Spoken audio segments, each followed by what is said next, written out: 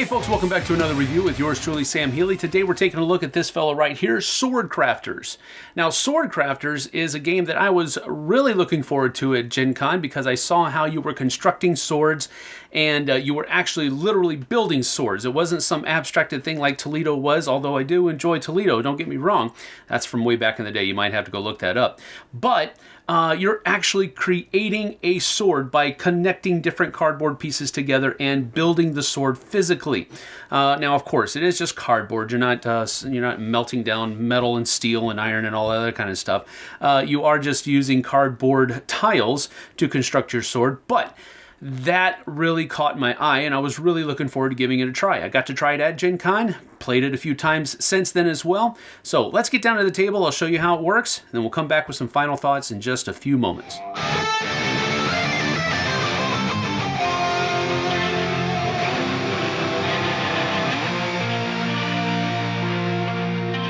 Now, at the beginning of the game, these hilt protectors are going to be shuffled, and then two are drawn for each player randomly. So we'll just go ahead and do it like this. And then the hilts are going to be constructed by taking the hilt protector and sliding it in that spot right there. And then on the other side, doing the same thing. And once you have your sword hilt put together, this is what it would look like. So in the basic bare bones game, you basically have three phases. And the first phase is the slice phase, where people are going to be splitting these different tiles into different groups. And then phase two is going to be the selecting in player order. You'll be able to choose one group, and then in phase three, you actually craft your sword.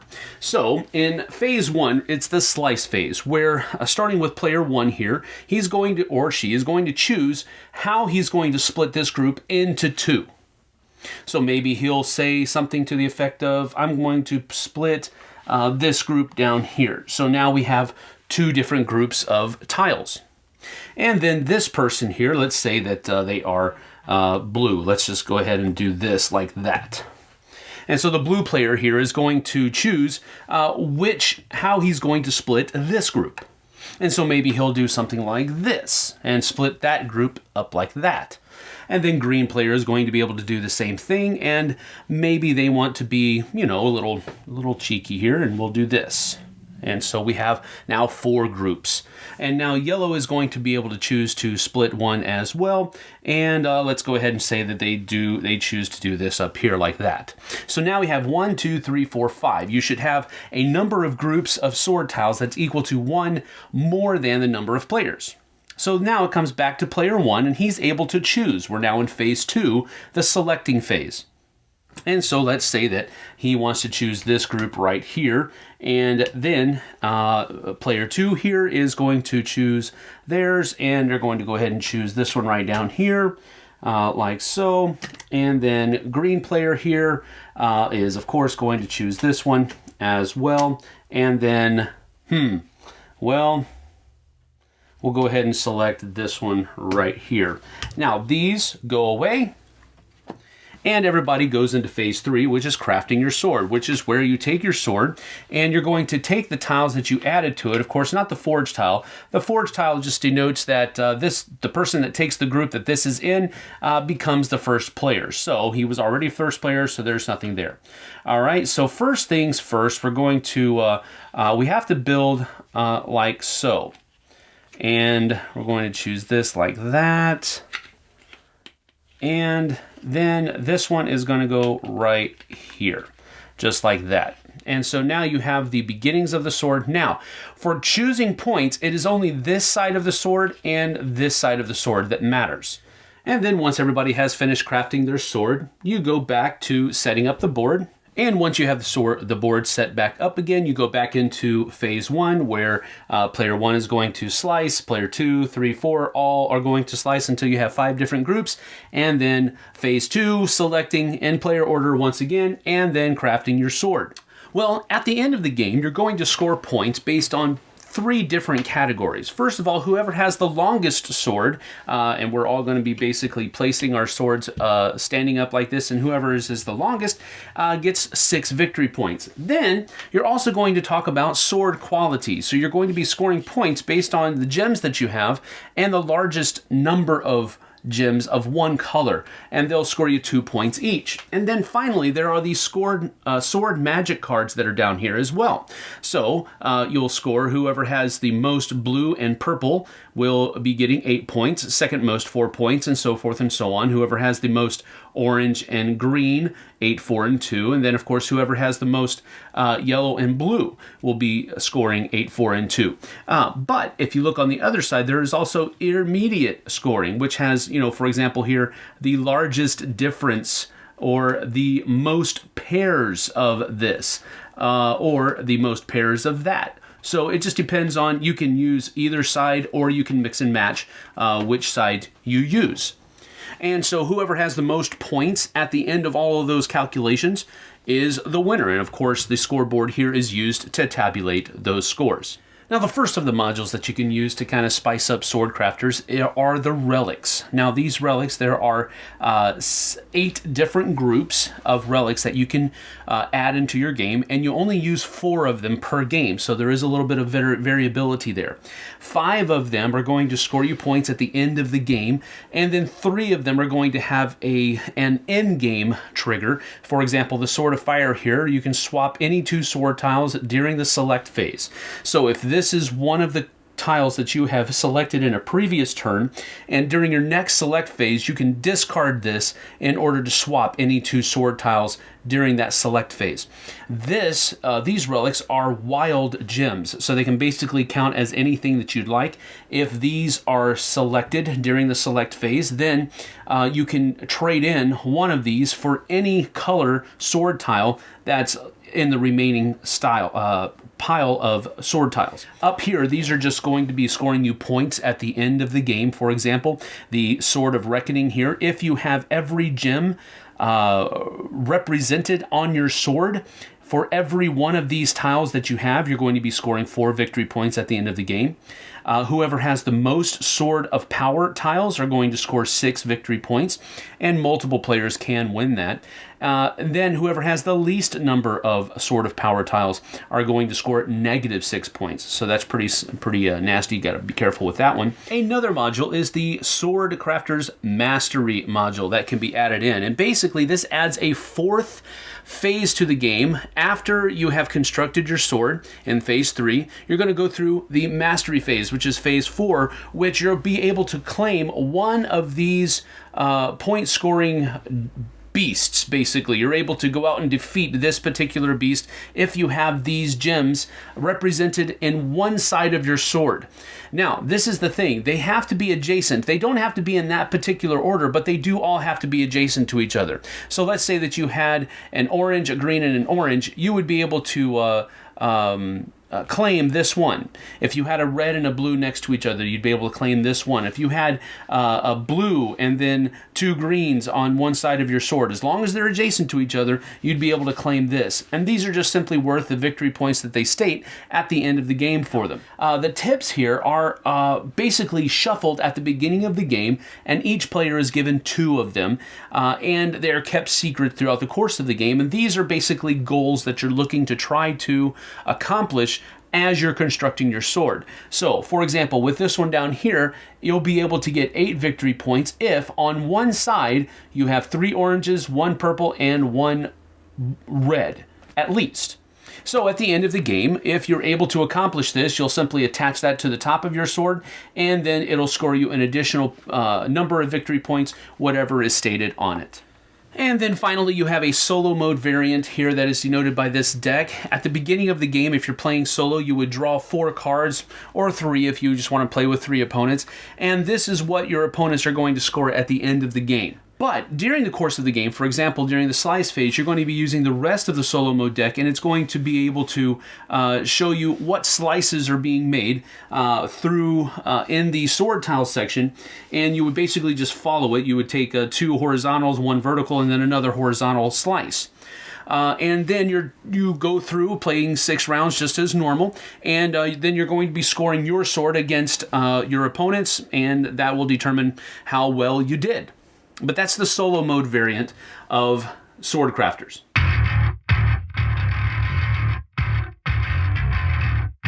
So that's that for SwordCrafters. I do like the fact that you can play with just the basic game, and it's really kind of a bare bones game at that. It's really just pretty much I split, you choose type of idea that's going on there.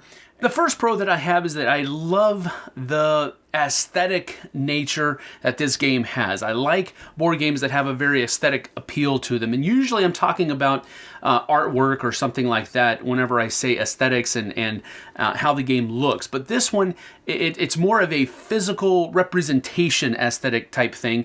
The fact that you are literally holding a cardboard sword in your hand and building it throughout the course of the game. I love that. I think it's a great gimmick that works. And I'm not a big fan of gimmicks. Don't get me wrong. I don't like having something in a game just to do it. And it doesn't really have any other type of worth or value. But I like the fact that as you're building the sword, it is coming to life, so to speak, and it makes people that are around you say, hey, what are they doing over there? You know, it's that kind of thing. I love it when games do that, and yes, it's gimmicky, but it works because you are literally constructing the sword. You are crafting your sword throughout the course of the game. So it's a gimmick, yes, but it fits. Another pro of the game are all of those different modules that you can mix and match and use in different capacities to make your game play just slightly differently than it did the last time. And they do give in the rulebook a list of suggested pairings for the different modules because they work well together. But really, you can use just about anything you'd like, any type of thing. It's I don't know, but it might throw the game off a little bit, but I don't know for sure. We did play the first game that I played. We just did everything. So there was that, but I thought it was an interesting game. We weren't able to completely finish that very first game though, because we got kicked out of a room that we were in at Gen Con, but it was fun, and it was slightly convoluted because there was a lot of stuff that you had to keep track of.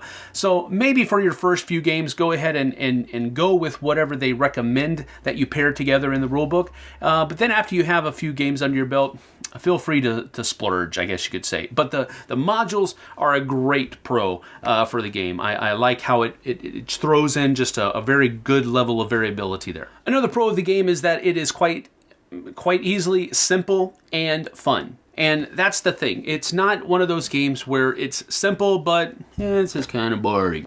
And it's also not, this is very fun, but man, it's so difficult. It's a cool pairing of both simple and fun because it takes a very simple mechanism of I split, you choose that also has a good bit of tension in it as well, and uses it in an effective way. I don't know how thematic it is because it really isn't, but it's effective in that you are dividing up these different components for your sword, and you then have to choose which one is the best. And depending on which module you're using, you're going to make those choices in different ways. Maybe you're going to go for a rainbow, so to speak, of gems because you have that sword tip that gives you a lot of different things. Or maybe you have the one kind of relic that says that you're going to score 4 points for each tile of that you have if you get all of the gems represented on your sword, that type of stuff. So those are the different kinds of decisions you can make as you're doing that I split, you choose mechanism during the slice phase and the select phase. So I like how simple it is, but it provides a good amount of depth and thought that has to go into each of those different sections. And I like games that stay simple, but they are also fun and somewhat engaging. Now, as far as cons are concerned, the first con is going to be quite simply the box insert. Now, as you look at the box insert, they did put thought into what they were trying to do, but I don't think the implementation of the box insert helped a lot. I actually can't show it to you because I got so frustrated with it a while ago that I gotten rid of it, and I've thrown it away because it just didn't work out well. I don't know if it's how thick the cardboard was that they were using. The tiles just didn't fit inside each of those different trays that they had in there, and it just wasn't working. So I have since gotten rid of the insert, and I'll try to go ahead and show you real quick what I'm doing.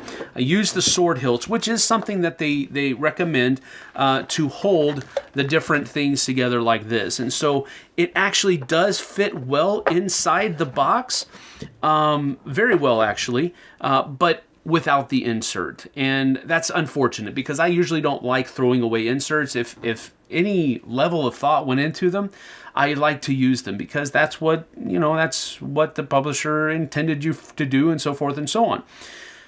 But this one just did not work well. So that's going to be the first con for me because I just don't like getting rid of box inserts, but I kind of felt like I had to on this specific game. Another con of the game is, and again, this is a possible con, and the only reason I'm mentioning it is because I can see it happening in the future, and that is I don't know how well this game is going to hold up to repeated use, because you are sliding those cardboard pieces into one another, and they're already kind of getting a little difficult to manage sometimes. Sometimes they don't come off very well, and you really have to put some elbow grease into getting those different sword tiles apart.